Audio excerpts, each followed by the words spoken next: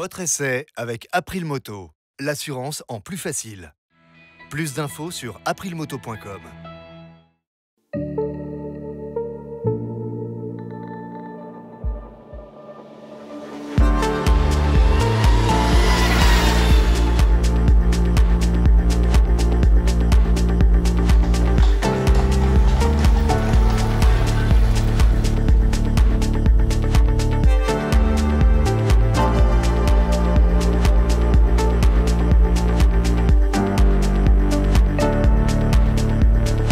Bonjour et bienvenue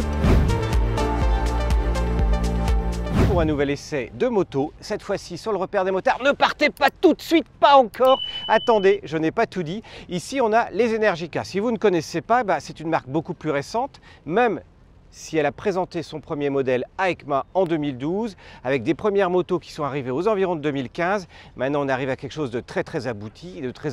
Pourquoi? Ce sont les mêmes motos qui sont utilisées en MotoGP, plus précisément en MotoGP électrique, le fameux Moto E. Donc on est au sommet de la technologie, on est au sommet des prix en électrique également. On connaît la marque Zero Motorcycle qui existe depuis une vingtaine d'années. Donc là, on a ce constructeur italien qui assemble tout dans son usine d'Italie. On n'est pas sur du chinois, à Modène.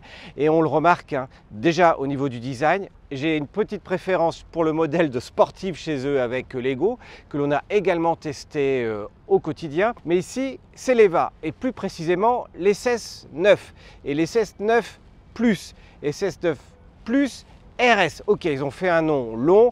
Pendant tout cet essai, je vous parlerai de l'EVA, ça sera quand même beaucoup plus simple. Et on a plutôt dans la gamme électrique quelque chose de joli. Joli pourquoi? Parce que les batteries sont souvent cubiques. Et cubique veut dire que le design il est aussi également cubique. Mais dans la production électrique actuellement, c'est plutôt quand même ce qui se fait de mieux. C'est surtout la finition qui est impressionnante sur le modèle Energica. Alors, vous garez cette moto devant une concession. La première chose que l'on remarque, c'est du tout Öhlins. Fourche Öhlins réglable en précharge à l'avant, amortisseur à l'arrière Öhlins, frein Brembo, double étrier, 4 pistons 330 mm. On a une très jolie selle, même les valises ici s'intègrent plutôt bien avec un système de fixation qui est très élégant, jusqu'aux repose-pieds qui sont bien faits. On a ici un joli arc lumineux en fait qui s'affiche quand on recharge la moto et l'écran TFT hyper lisible si on ne va pas trop dans les menus. Mais c'est surtout les performances que l'on va retenir de cette EVA. Pourquoi? Pour la première fois, Energica annonce 400 km d'autonomie.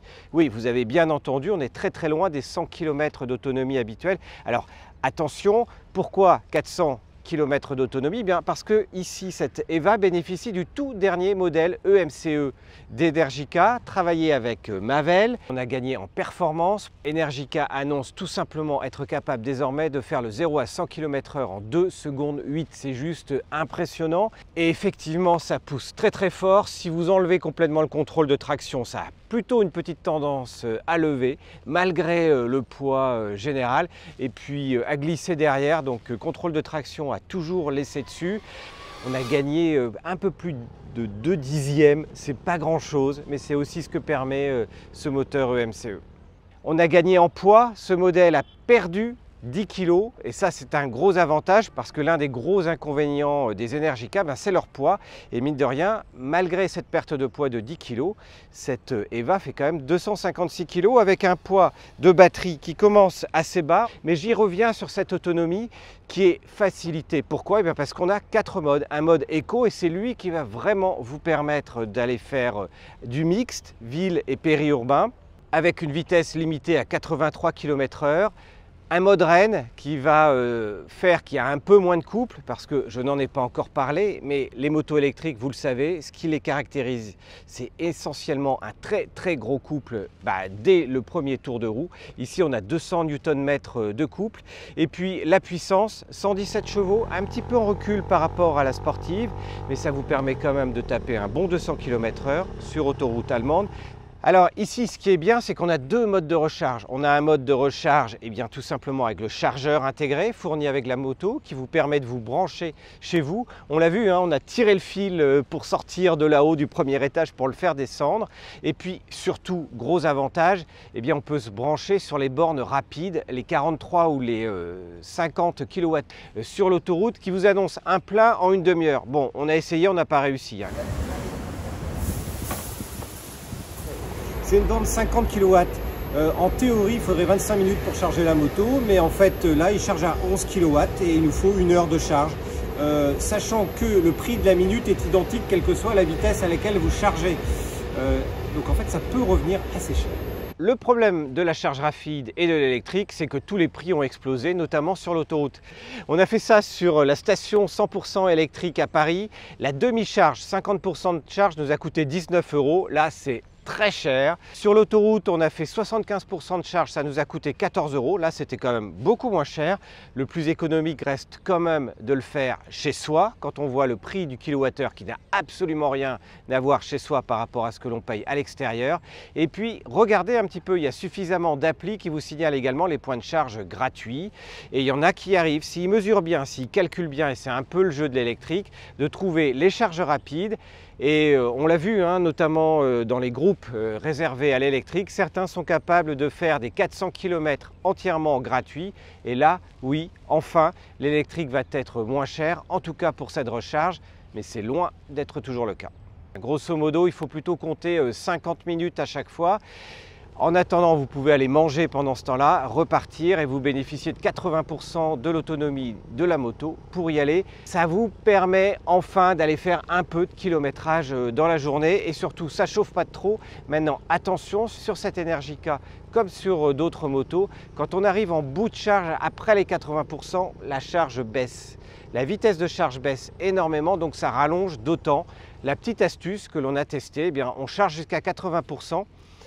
On attend un tout petit peu la batterie, que tout le système se refroidisse, on rebranche après et là il vous annonce qu'entre 80% et 100%, il vous annonce un petit peu moins d'une heure et effectivement pour une fois il tient cette heure de charge alors qu'autrement ça durerait plus longtemps. Et là je ne parle pas d'une charge rapide mais de la charge que vous faites chez vous. Combien de recharge on peut faire avec cette moto? Eh bien en fait la batterie incluse de 21,5 kWh de cette EVA est garantie sur 1200 cycles. Si on part du principe qu'on peut faire 200 km par cycle, ça vous fait 240 000 km. Si on calcule que le motard moyen fait 3000 km par an, ça vous laisse beaucoup de marge avant d'en voir le bout. Mais c'est vraiment cette autonomie globale, cette puissance disponible sur toute la plage, cette capacité à ne pas surchauffer, à pouvoir rester sur l'autoroute quasiment tout le temps à vitesse légale pendant plus d'une heure, qui explique en partie le prix et la technologie embarquée de cette Energica, et ça explique les 27 138 € de ce modèle. Ouais, on est dans le haut de gamme actuellement sur le marché. Si vous avez une Tesla, une moto thermique et que vous avez aussi envie d'une moto qui vous permette de sortir de la ville, de faire du périurbain, bah oui, pourquoi pas. Là, on est au Moto I, ça sera pour vous. Eh bien, nous voici sur cette Energica. Elle présente bien, elle est cossue, elle est grosse, elle est énorme. On monte dessus assez facilement. Ouais, les pieds sont juste à terre pour le pilote d'1,70 m, avec un poids qu'on ressent bien. Ouais, 256 kg quand même, mine de rien. On a un écran TFT couleur hyper lisible. Alors après, il y a des écrans en termes de consommation instantanée, water. Bon, ça, au jour le jour. On s'en sert pas de trop. Par contre, quand on appuie dessus, on peut surtout avoir accès à toutes les vues entre Eco, Urban, Sport. C'est assez simple, hein. On se passe Urban, on bloque. Pour allumer, il suffit de ne pas oublier de prendre la poignée de frein. Et puis c'est parti grâce au petit symbole Go ici. On n'entend rien, mais vraiment rien. Et ce qui impressionne tout de suite sur l'électrique, c'est la puissance d'accélération, où on est à 100 km/h en moins de 3 secondes. 2 secondes 8 dit Energica dans un lieu où on peut le faire. Et puis une maniabilité, en fait tout d'un bloc, on accélère. Alors là on a vu, hein, je suis dans un mode où il y a un peu de régénération au freinage. En fait je ne touche pas au frein avant. et ça freine comme un frein moteur, plus proche de ce qu'on aurait sur un bi qu'un 4 cylindres.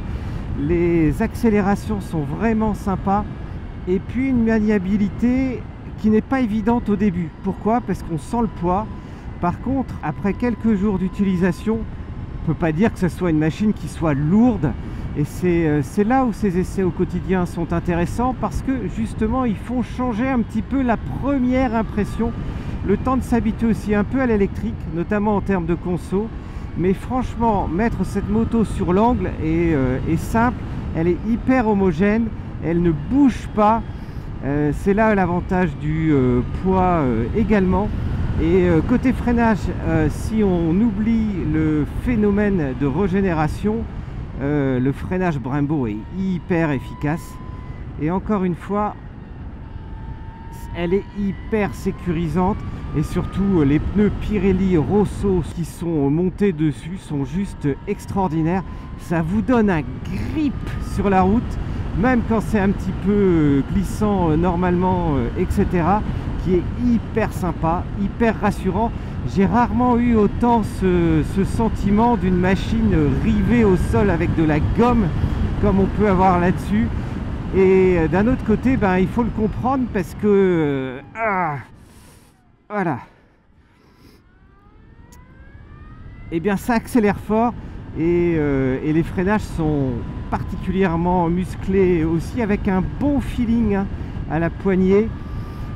Il n'y a pas à dire, du bon équipement, bien monté, bien réglé, c'est vraiment super agréable. On a plus des impressions d'être sur une grosse sportive que sur une machine électrique traditionnelle, et puis avec une moto qui se conduit au doigt et à l'œil. Par contre, l'ABS, alors un ABS qu'on peut déconnecter ici, mais alors franchement, j'ai pas réussi à le faire entrer en action. Tellement, encore une fois, la moto est rivée au sol. Et on a vraiment cet effet élastique qui est impressionnant.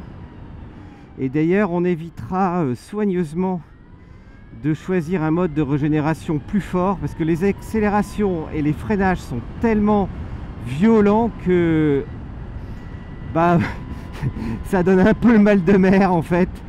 Donc moi je trouve que le niveau 1 il est parfait au quotidien, sachant qu'en off on est en roue libre en permanence, et ça par contre c'est pas du tout rassurant. On est plutôt habitué à moto quand on décélère à ce que la moto qui ait un vrai frein moteur, et ne plus en avoir est très déstabilisant, même si c'est une manière de moins consommer. Le mode éco il est juste terrible, il n'y a pas d'accélération, on se traîne réellement. Maintenant, pour profiter du paysage ou pour envisager une autonomie qui va plutôt tourner autour de 250 km, bah oui, le mode éco il est fait pour ça. Maintenant, si vous avez envie de vous faire plaisir avec de vraies sensations, bah là il n'y a pas à dire, c'est le mode road qu'il vous faut. Le mode sport, ça c'est si vous voulez vraiment vous faire une petite bourre entre amis. Personnellement, au jour le jour, au quotidien, le mode sport, le mode road il est déjà tellement performant qu'on n'a pas besoin d'aller sur le mode sport. Et puis entre tout ça, il y a un mode rain qui limite vraiment les accélérations également, et que je trouve mou et qui est plus proche en fait du mode éco, mais sans cette limite à 83 km/h. Alors ce qui est bien, c'est que on peut tout simplement changer de mode pendant qu'on roule, et je viens de me mettre simplement en mode rain, et en fait c'est rassurant, ça évite quand il fait mouillé de patiner trop facilement, d'autant plus que là j'ai un contrôle de traction à 3. Si on l'enlève, franchement ça dépote tellement que ça peut lever.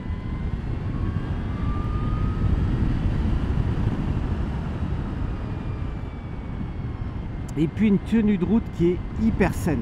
En fait c'est vraiment un bloc, vous passez de gauche à droite hyper simplement, sans effort. Alors la seule chose que je regrette un tout petit peu ici, c'est le cadre, parce qu'en fait l'intérieur des cuisses, plus précisément le plus proche possible des genoux, on sent bien le cadre treillis de la machine. ce qui n'est pas hyper agréable, alors qu'il y a de la place entre ce fameux cadre et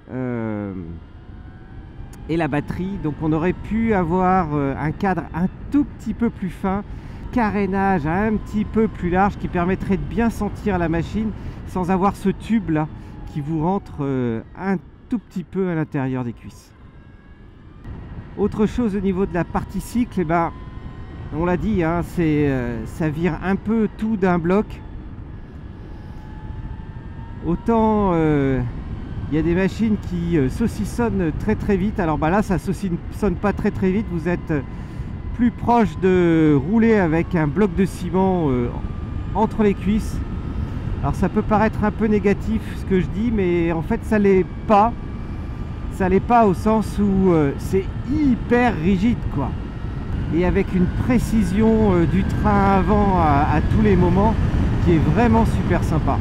J'avais essayé la sportive électrique, comme je disais, de toute façon une sportive reste une sportive et ça c'est vrai. Là on est sur un roadster, donc eh bien c'est 10 fois mieux. Mieux en confort, déjà les suspensions, la selle sont suffisamment moelleuses, effectivement on s'est fait l'autoroute Paris-Honfleur en 2 heures, on est impeccable quand on arrive. Les petites poignées ici qui peuvent paraître pour la déco en fait sont quand même utiles. Pourquoi? Parce que c'est vraiment une particularité de l'électrique. En fait, il faut se tenir au pilote pour les accélérations parce que les accélérations sont fulgurantes. Donc sinon vous vous retrouvez sur le béton derrière. Mais c'est surtout, même pas les freinages, mais juste quand le pilote relâche entre guillemets l'accélérateur, le moteur emmène vers l'avant. Et là, si vous ne vous tenez pas à la poignée, vous tombez vers l'avant. Sachant que le défaut de cette selle pour moi, c'est qu'elle paraît plate comme ça quand on la regarde pourtant. Mais quand on est dessus, on glisse tout le temps vers le pilote. Donc en gros, on est tout le temps on a un peu mal au bras parce qu'on se tient sur les poignées à l'arrière. Maintenant, je vais être positive sur l'électrique. Ce qui est génial, c'est le silence. Et notamment à haute vitesse, sur l'autoroute, sur des longs trajets. Parce que du coup, on est tout le temps en train de se mettre des bouchons d'oreille pour le bruit des moteurs, pour pas être fatigué, pour pas avoir des acouphènes. Et là, vous avez juste le bruit du vent qui vient le long de vos oreilles. C'est génial. Ça, c'est le gros avantage pour pouvoir rouler. Roadster, confort standard. Allez, je vais mettre un 15 sur 20. L'un des points forts du moteur EMCE et qui explique aussi la raison pour laquelle il a été changé et pourquoi on en bénéficie sur ce modèle, eh bien ça a énormément espacé les intervalles de révision qui sont passés de 10 000, ce qui est à peu près le standard aujourd'hui, voire 16 000 pour le thermique, à 30 000 km. Parce que oui, l'EVA bénéficie en fait de tout un système de refroidissement très spécifique. C'est ça qui lui permet de maintenir des vitesses élevées sur autoroute. 30 000 km, ça veut dire qu'à part les pneus et les plaquettes de frein, c'est tout ce qu'il y a à faire en révision. Bon ben voilà, en conclusion, eh bien, ce qui est déjà impressionnant, c'est que cette EVA est capable de tenir un petit peu plus d'1 heure sur autoroute à vitesse légale sans entrer en mode sécurité. Mieux, quand on est à 5% d'autonomie restante, on l'a fait, il restait que 5 km proche de la borne, on est capable de prendre un peu plus que les vitesses légales, alors que plein d'autres motos électriques à ce moment-là tombent en mode sécurité. Autrement dit, vous ne pouvez pas dépasser une vitesse maxi et la batterie n'aime pas du tout. Ici, loin s'en faut, on peut bénéficier vraiment de toute la puissance de la moto jusqu'au dernier moment. Sur un cycle mixte urbain, périurbain, avec des voies d'accès rapides, notamment autour de Paris, on a fait du 240 km d'autonomie. Voilà, on entre avec cette EVA, pour moi, dans l'ère de l'électrique, au sens on commence à avoir une moto utilisable au quotidien, à sortir, à pouvoir aller faire un direct avec un plein qui va durer 3/4 d'heure sur l'autoroute entre Paris et la côte et la mer. C'est un point crucial sur ce marché qui a tendance en plus à refermer complètement les portes des villes au thermique. Et bien voilà, vous avez aimé cet essai d'Energica EVA SS9 plus RS. Et bien si vous découvrez la chaîne aujourd'hui, je vous invite à cliquer en bas à droite pour vous abonner. Donc d'ici le prochain essai, merci de nous suivre, à bientôt, ciao!